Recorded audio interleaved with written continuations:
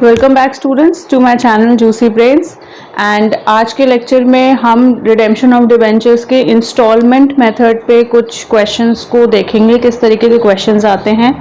और previous lectures में मैंने आपसे डिस्कस किया था कि इंस्टॉलमेंट मेथड तीन तरीके के क्वेश्चंस के सेटअप में आ सकते हैं, जिसमें कि इक्वल इंस्टॉलमेंट्स दी हैं, और सेकंड तरीका हो सकता है कि जिसमें दो इंस्टॉलमेंट्स इक्वल हैं दो फाइनेंशियल ईयर में, और थर्ड मेथड हो सकता है कि हर साल आपको अलग अलग इंस्टॉलमेंट्स दिए गए हों जिससे कि डिबेंचर्स कंपनी रिडीम कर रही है। तो इसको जल्दी से ब्रश अप कर लेते हैं ताकि न्यूमेरिकल सॉल्व करते वक्त कोई कन्फ्यूजन ना रहे। जैसे कि हमने अनइक्वल इंस्टॉलमेंट्स का मेथड डिस्कस किया था, 3 सब मेथड्स डिस्कस किए थे। एक तो था इक्वल इंस्टॉलमेंट्स, वो तो इजी था, आपको डीआरआर मेंटेन करना है, डीआरआई मेंटेन करना है, इन कैश करना है। एक बार डीआरआई आपने मेंटेन कर क्रिएट कर दिया और तो आखिरी में लास्ट ईयर में आपको डीआरआई इन कैश करना है, और डीआरआर हर साल जनरल रिजर्व में ट्रांसफर होगा। ये सिंपल क्वेश्चन था जो कि आ सकता है, जिसको आप आसानी से सॉल्व कर सकते हैं। ट्रिकी पार्ट क्या है और कंफ्यूजिंग पार्ट क्या है, ये दो क्वेश्चंस को लेके यहाँ पे ये दो क्वेश्चंस मैंने लिखे हैं। जहाँ पे दो फाइनेंशियल ईयर पे दो इंस्टॉलमेंट्स इक्वल अमाउंट पे थी, और यहाँ इस क्वेश्चन में हर इंस्टॉलमेंट अलग है। तो आपको ऐसे में क्या ध्यान रखना है कि डीआरआई इन कैश होता है इस केस में लास्ट ईयर में, मतलब कि 18 में आप इन कैश की एंट्री दिखाएंगे, that is bank account debited to DRI. एक बार आपने डीआरआई क्रिएट कर लिया और आखिरी में इन कैश होगा। ये तरीका वैसे ही है जैसे इक्वल इंस्टॉलमेंट्स में आप डीआरआई को इन कैश करते हैं।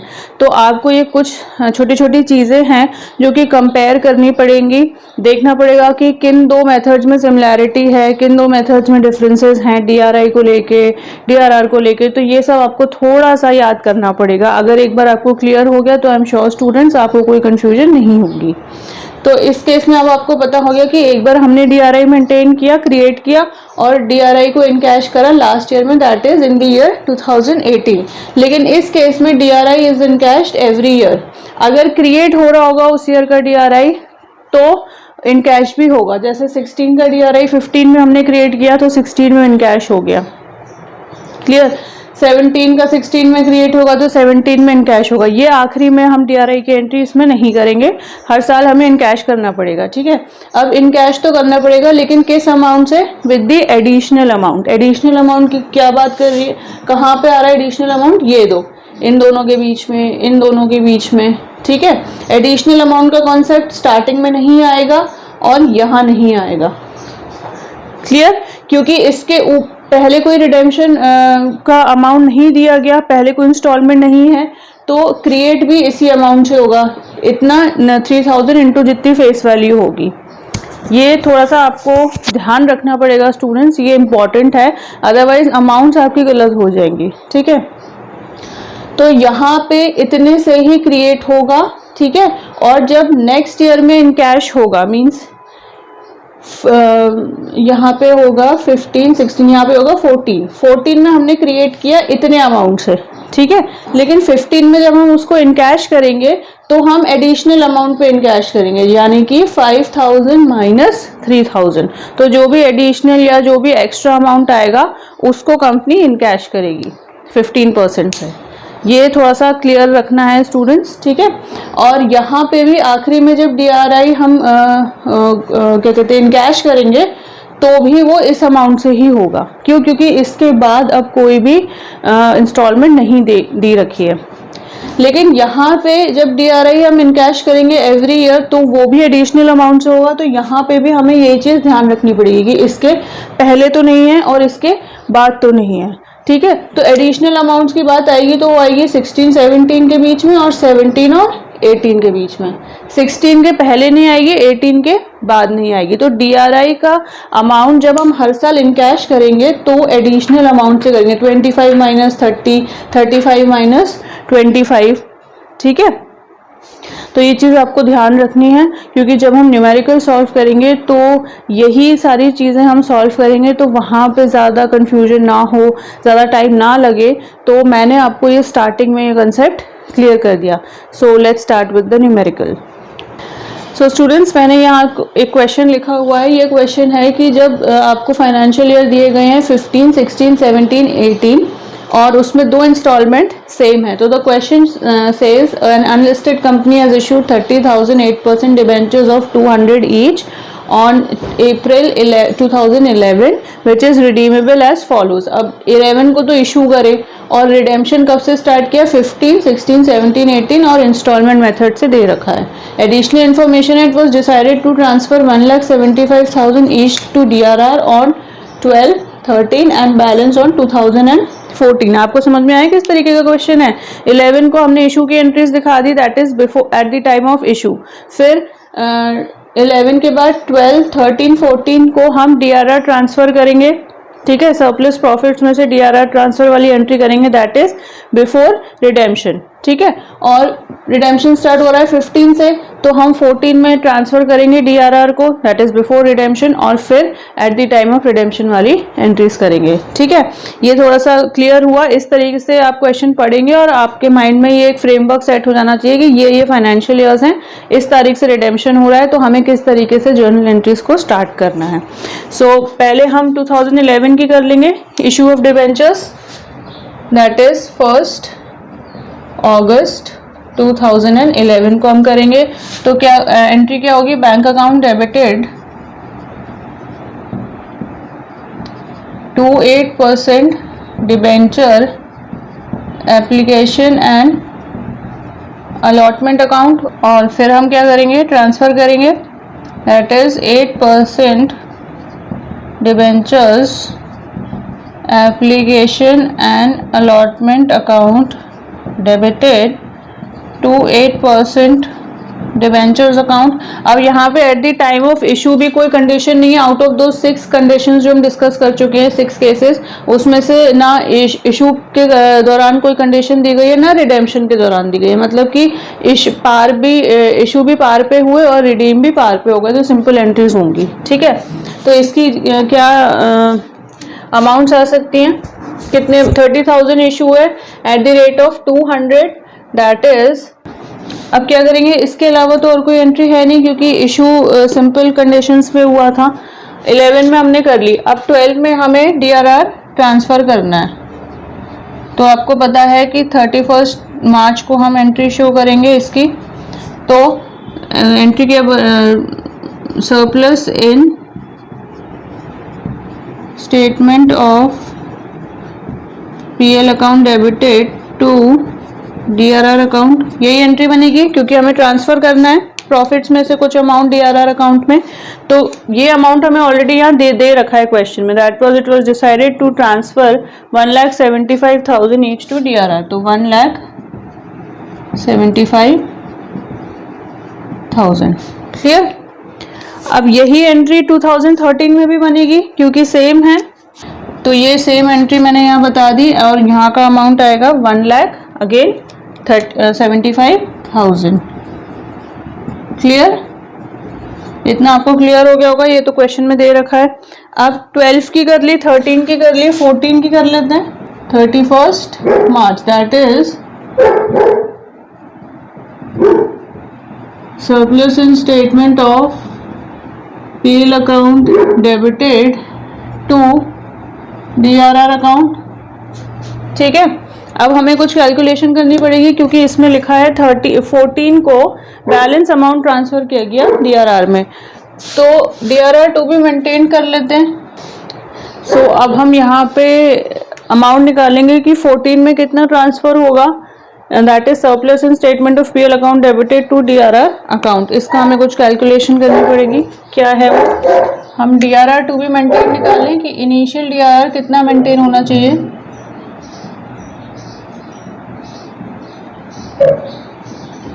दैट इज, आपको पता है DRR क्या होता है, 10% of the face value of the maturing debentures, ठीक है।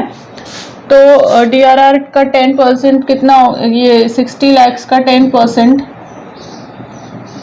6 लाख होगा, क्लियर। और ऑलरेडी हमारे पास कितना DRR हमने ट्रांसफर कर लिया, 1,75,000, तो इसको हम लेस कर देंगे, लेस एग्जिस्टिंग DRR 1,75,000 इंटू 2 कर दीजिए आप, क्योंकि 2 साल का यही सेम अमाउंट गया है, तो दैट विल बी 3,50,000। ठीक है, तो इसको हम माइनस कर देंगे 6 लाख में से, तो जो अमाउंट आपके पास निकल के आएगी दैट विल बी 2,50,000। क्लियर। तो ये जो बैलेंस की बात कर रहे हैं वो क्वेश्चन में, the balance is transferred on 2014, तो ये बैलेंस है। ठीक है, तो ये बैलेंस चला जाएगा 2,50,000 का यहाँ पे। Clear.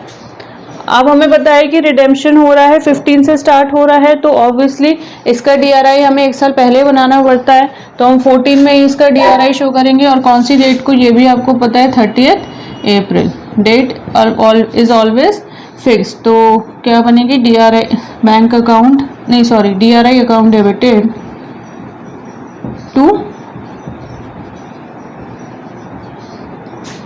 Bank account.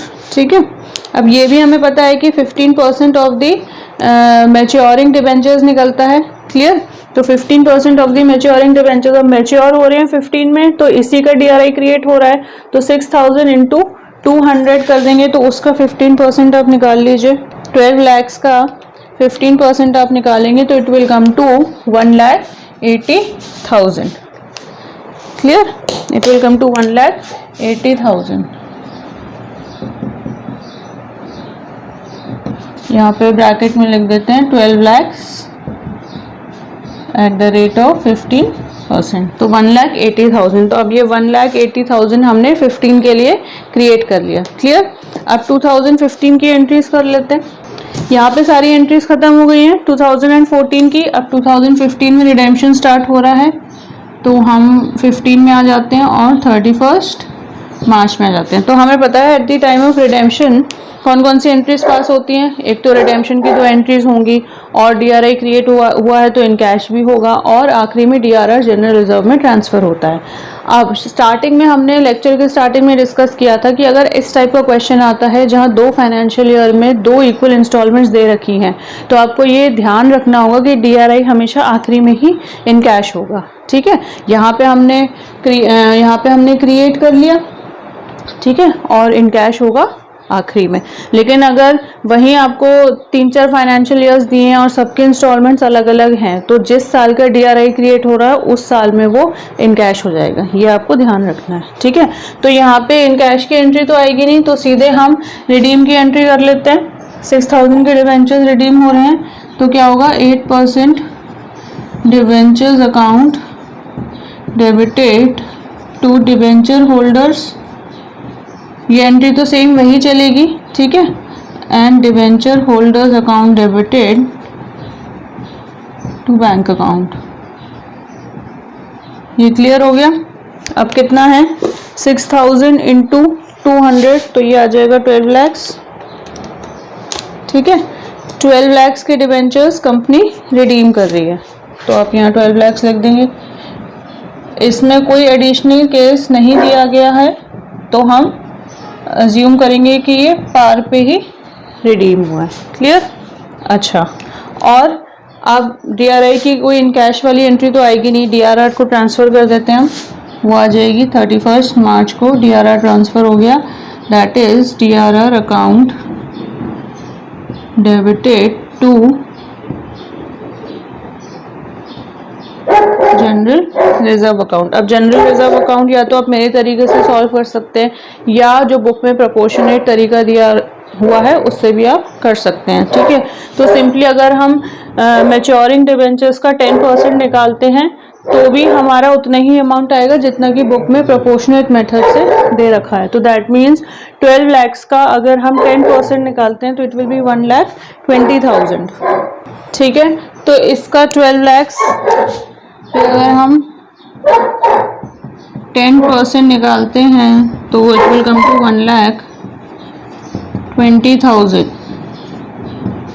Now the amount will be same अगर आप इसको प्रोपोर्शनेट मेथड से सॉल्व करना चाहते हैं।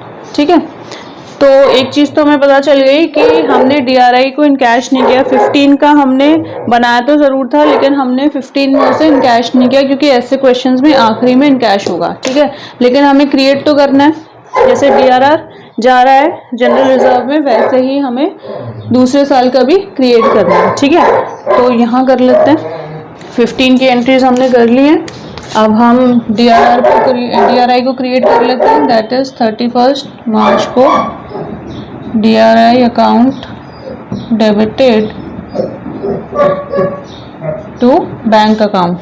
अब हमने स्टार्टिंग में जो डिस्कस किया था कि अगर DRI क्रिएट कर रहे हैं या इनकैश कर रहे हैं तो प्रोपोर्शनेट अमाउंट से हमें करना है, ठीक है। तो यहाँ प्रोपोर्शनेट अमाउंट कितना आएगा, 15, हम 16 का क्रिएट कर रहे हैं, ठीक है। 16 का हम 15 में क्रिएट कर रहे हैं, तो ऑब्वियसली अब यहाँ पे आई टोल्ड यू कि प्रोपोर्शनेट अमाउंट यहाँ पे और यहाँ पे आएगा, ठीक है। इसके बियॉन्ड कुछ नहीं है तो हम ये वैल्यू लेंगे, इसके बियॉन्ड कुछ नहीं है तो हम 6000 लेंगे, क्लियर। लेकिन अगर हम 16 की बात कर रहे हैं तो अब यहाँ पे हमें प्रोपोर्शनेट अमाउंट लेना है। तो दैट मीन्स 7000 इंटू 200, 14 lakhs को हम माइनस कर देंगे 12 lakhs से। That is 7200 is 14 lakhs and 6200 is 12 lakhs, ठीक है। तो 2 lakhs पे 15% आप लगा दीजिए,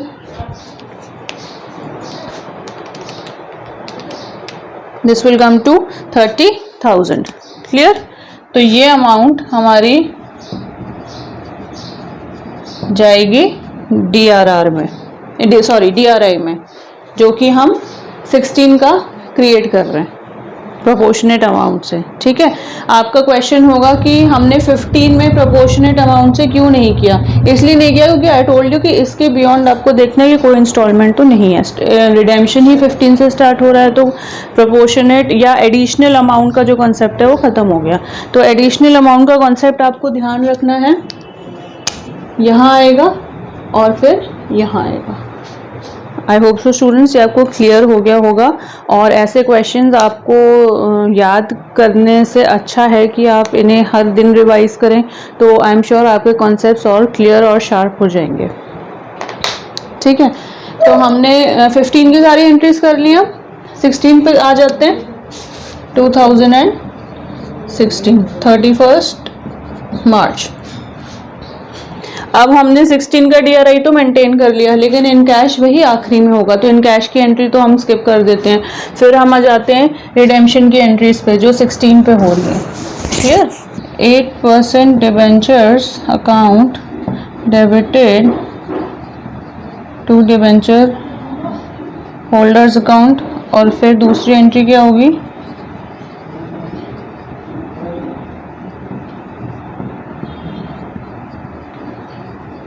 अब कितने डिबेंचर्स रिडीम कर रहे हैं, 7000 इंटू 200 कर दीजिए, ठीक है।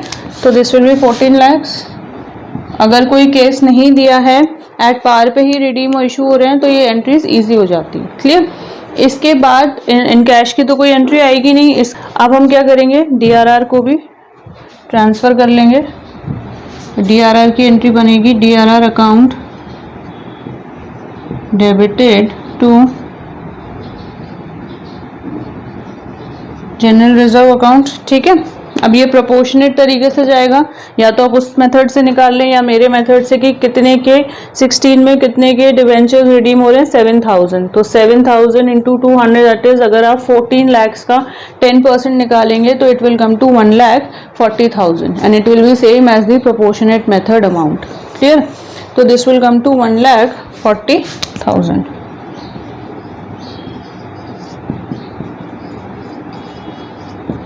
यहाँ लिख देते हैं हम 14 lakhs at the rate 10%, clear. ये एंट्री क्लियर हो गई। अब जैसे कि हमने 15 में रिडेम्पशन के बाद DRR को ट्रांसफ़र किया, वैसे ही हमने सेम यहाँ कर लिया, और आखिरी में हमने 16 के लिए DRI मेंटेन करा। तो ऐसे ही हमें 17 के लिए भी DRI मेंटेन करना है, लेकिन इस क्वेश्चन में ऐसा नहीं होगा। ये मैं आपको प्रीवियस वाले लेक्चर में समझा चुकी हूँ। क्यों? क्योंकि यहाँ पे सेम इंस्टॉलमेंट अमाउंट है, क्लियर। तो एक बार DRI अगर इस अमाउंट पे मेंटेन कर चुकी है कंपनी, तो दोबारा से 7000 पे नहीं करेगी। हाँ, अगर 7000 के अलावा यहाँ 8000 होता या 9000 होता, तो फिर हम 17 का DRI मेंटेन करते। Is it clear? क्योंकि यहाँ पे 17 का instalment amount is same as the 16 instalment amount, इसलिए हम 17 का DRI 16 में क्रिएट नहीं करेंगे। ठीक है, तो 15 में और 16 की जर्नल एंट्रीज में ये फ़र्क हो जाएगा। फ़र्क किसका होगा? DRI मेंटेन का। ठीक है, वहाँ 15 में हमने किया था, 16 में सिर्फ और सिर्फ ये 3 एंट्रीज आएंगी, तो हम DRI को मेंटेन 17 के लिए नहीं करेंगे। तो ऑब्वियसली 17 में क्रिएट नहीं किया तो इन कैश भी नहीं होगा, वैसे भी इन क्वेश्चंस में आखिरी में इन कैश होता है। क्लियर? तो हम जल्दी से देख लेते हैं इसकी entries. I think so 17 easiest year है कि 17 में कोई आपको ज़्यादा चीज़ों का ध्यान नहीं रखना है जर्नल एंट्रीज में। तो 17 पे आ जाते हैं। 17 का DRI नहीं मेंटेन हुआ तो इन कैश भी नहीं होगा, सीधे रिडेम्पशन पे आ जाते हैं। तो रिडेम्पशन की ये दोनों एंट्रीज तो सेम होंगी। ठीक है, 8% debentures account debited to debenture holder. ठीक है, अमाउंट भी वही है तो वैल्यूज भी यही आएंगे 14 lakhs। ठीक है, दूसरी एंट्री हो जाएगी debenture holder account debited to bank account with the same amount. Clear? ये एंट्रीज आपको क्लियर हो गई। अब क्या करना है हमें? हम DRR को ट्रांसफर कर लेते हैं जनरल रिजर्व में। ठीक है, वो भी 31 मार्च को होगी। तो DRR account debited to general reserve account कितना होगा? कितने मैच्योर हो रहे हैं? 7,000 इंटू 200, 14 lakhs का 10% आप करेंगे तो ये आएगा 1,40,000, सेम जैसे कि यहाँ आया। क्लियर? ठीक है, अब आता है 18। अब 17 के बाद देखिए 18 में इंस्टॉलमेंट की अमाउंट डिफर हो गई, सो ऑब्वियसली हमें यहाँ DRI मेंटेन करना पड़ेगा। अगर यहाँ भी 7,000 होती तो हम यहाँ नहीं करते DRI मेंटेन। ठीक है, तो यहाँ पे हम DRI की एंट्री कर लेते हैं, that is DRI account debited to bank account. अब ये एडिशनल अमाउंट से कैलकुलेट होगा, मैंने बताया यहाँ पे और यहाँ पे एडिशनल अमाउंट आपका का कंसेप्ट लगेगा। ठीक है, तो 18 का DRI मेंटेन हो रहा है 17 में, तो ऑब्वियसली हम इसका और इसका वो देखेंगे additional amount, that is 10,000 into 200, this will be 20 lakhs minus 14 lakhs, तो ये आपका 6 lakhs पे निकलेगा।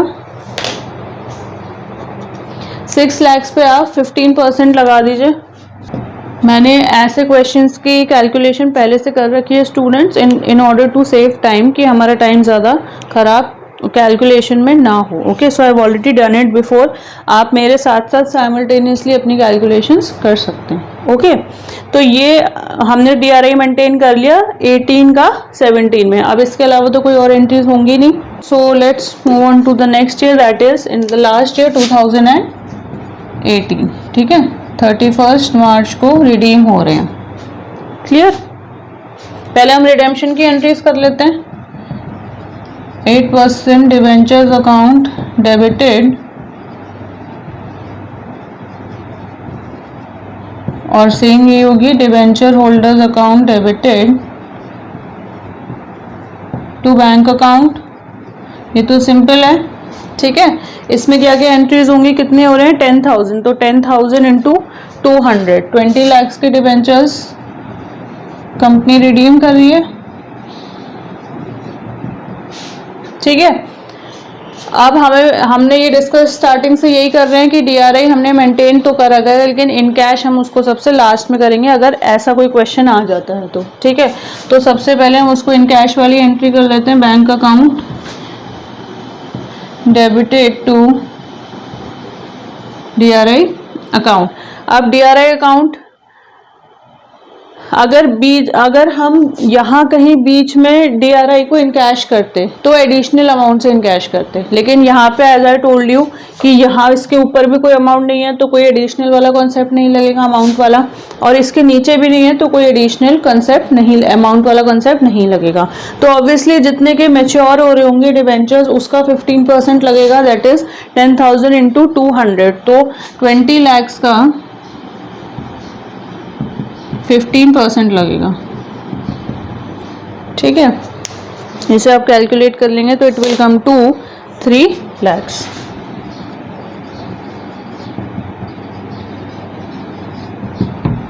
ये आपको ध्यान रखना है। इनिशियल हमने क्रिएट किया था तो हमने इस अमाउंट से क्रिएट किया था क्योंकि इसके बियॉन्ड कोई भी इंस्टॉलमेंट नहीं है। ठीक है स्टूडेंट्स, तो आपको ये कुछ चीज़ों का ध्यान रखना है। और एक एंट्री हम और कर लेते हैं, दैट इज DRR को ट्रांसफ़र करना है। DRR का ट्रांसफ़र हर साल होगा इर्रिस्पेक्टिव कौन सा मेथड हो रहा है, कौन सी इंस्टॉलमेंट्स दे रखी हैं। ठीक है, और प्रोपोर्शनेट अमाउंट से अगर आपको इजी लग रहा है तो उससे कर सकते हैं, वरना सिंपली जितने के रिडीम हो रहे हैं डिबेंचर्स उतने डिबेंचर्स इनटू फेस वैल्यू और उसका 10% आप निकाल सकते हैं। तो इस केस में 20 lakhs का 10% आप निकालेंगे तो it will come to 2 lakhs। ठीक है, तो इसका अमाउंट विल बी 2 lakhs। तो यहाँ पे आपका क्वेश्चन ये ख़त्म हो जाता है। तो बेसिकली स्टूडेंट्स अगर इंस्टॉलमेंट वाले क्वेश्चन आ रहे हैं रिडेम्पशन में तो आपको इन सब चीज़ों का बहुत ध्यान रखना है, कौन से ईयर में हो रहा है, DRR हमें हर साल ट्रांसफ़र करना है, DRI कौन से ईयर में क्रिएट करना है, कौन से ईयर में क्रिएट नहीं करना है। ठीक है, इन दी अपकमिंग लेक्चर हम इंस्टॉलमेंट का लास्ट वाला क्वेश्चन डिस्कस कर लेंगे जिसमें कि आपको 3 और 4 फाइनेंशियल ईयर्स दिए गए हैं और उन फाइनेंशियल ईयर्स में डिफरेंट इंस्टॉलमेंट अमाउंट से कंपनी डिबेंचर्स को रिडीम कर रही है। तो उस केसेस में मैंने आपका इस लेक्चर के स्टार्टिंग में भी कुछ इंपॉर्टेंट डिफरेंस थे जो कि डिस्कस करे हैं। तो प्लीज़ इस वीडियो को ध्यान से पूरा देखना स्टूडेंट्स, तब आपको समझ में आएगा। और इन दी अपकमिंग लेक्चर्स होपफुली हम एक इंस्टॉलमेंट वाला क्वेश्चन सॉल्व करेंगे जिसमें कि डिफरेंट इंस्टॉलमेंट्स दे रखे हैं, और आखिरी में एक लमसम वाला क्वेश्चन भी सॉल्व करेंगे जो 2 तरीके के मेथड्स थे। फर्स्ट था लमसम वाला और सेकेंड ये इंस्टॉलमेंट्स वाला। तो एक क्वेश्चन हम लमसम, मैंने इंस्टॉलमेंट से इसलिए स्टार्ट किया स्टूडेंट क्योंकि अगर आपको इंस्टॉलमेंट की जर्नल एंट्रीज क्लियर हो गई तो आपको लमसम वाला क्वेश्चन अगर एग्जाम में आता है तो वो आपको बहुत ही इजी लगेगा। ओके, उसमें ऐसा कुछ भी टफ नहीं है, ट्रिकी पार्ट नहीं है। ट्रिकी पार्ट यहाँ थे जो हमने डिटेल में लेंथ में डिस्कस करे। अगर आपको स्टूडेंट्स फिर भी कोई डाउट है तो प्लीज़ आप अपने डाउट्स को कमेंट सेक्शन में मेंशन कर सकते हैं and I will try my best कि मैं आपके डाउट्स को टाइमली क्लियर कर सकूँ। See you in the next lecture. Students, अगर आपको मेरा लेक्चर अच्छा लगा हो तो इसे लाइक करें, इसे शेयर करें and do subscribe to my channel. See you in the next lecture.